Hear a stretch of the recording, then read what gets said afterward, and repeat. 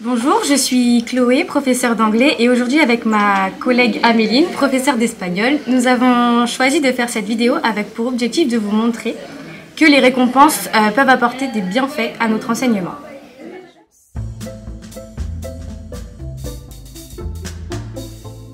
Souvent, on imagine que la récompense peut développer uniquement la motivation externe de nos élèves, ce qui n'est pas du tout le cas.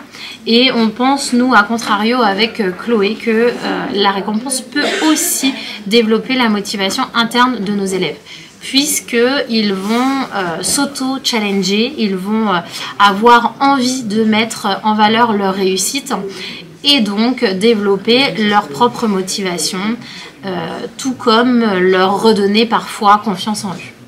Comme vous l'avez compris, l'objectif est donc de valoriser tous nos élèves par des récompenses. Concrètement, quand est-ce que l'on va venir récompenser nos élèves? Eh bien, on le fait déjà tous et tout le temps. On le fait au fil de l'eau, on le fait à chaque fois que l'on donne une parole plutôt sympathique à nos élèves, ce qui est aussi une récompense la plus sincère possible, puisque l'élève ne s'attend pas forcément à être récompensé, et c'est aussi le moment où l'on va offrir justement à l'élève la possibilité de mettre en valeur ses qualités. Il n'aura pas agi pour la récompense, mais nous on va souligner ses progrès ou alors ses points forts. On peut également récompenser nos élèves sur les évaluations et enfin, pourquoi pas, à la fin d'un défi ou d'un challenge. Maintenant, à la question comment récompenser nos élèves, la manière la plus logique de les récompenser serait que le professeur choisit la récompense à donner à l'élève. Une récompense qu'il peut faire apparaître sur une évaluation ou bien encore dans un cahier. Le fait de laisser une trace permet de communiquer non seulement avec les familles, mais également de pouvoir voir l'évolution, la réussite et les progrès des élèves pour nous-mêmes, mais également pour les familles. Mais pourquoi pas non plus laisser l'élève choisir sa récompense, choisir ce qui lui ferait plaisir. Quelques exemples de récompenses maintenant. Alors on en a déjà parlé tout à l'heure, ça peut être une récompense orale, exprimer tout simplement la satisfaction du professeur, la fierté, soit envers un élève ou la classe entière. On peut aussi parler des récompenses physiques, les petites gommettes que l'on va coller donc sur les évaluations ou sur un cahier, les tampons.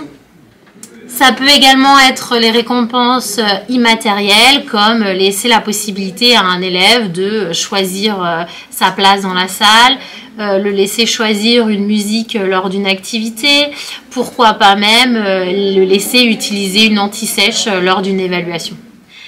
Et enfin, on peut également envisager des récompenses matérielles, des petits stylos ou alors même des stickers, des diplômes que l'élève va pouvoir conserver et pourquoi pas également montrer à la famille.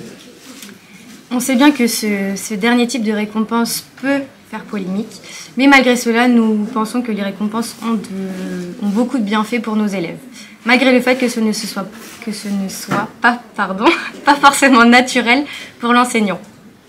En effet, même si avec Chloé nous sommes convaincus du bienfait des récompenses, nous nous sommes aussi rendus compte que nous ne pensions pas tout le temps à coller les petites gommettes, à récompenser nos élèves. Ça demande donc un effort de tous les jours. Il faut sans cesse penser à comment je vais pouvoir valoriser mes élèves et surtout leur réussite. On vous remercie de nous avoir écoutés et n'oubliez pas de liker.